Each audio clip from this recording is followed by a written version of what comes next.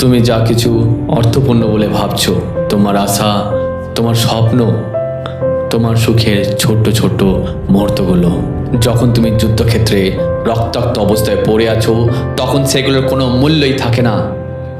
একটি ছুটে আসা পাথর যা করে তা কোনো কিছুই বদলাতে পারে না।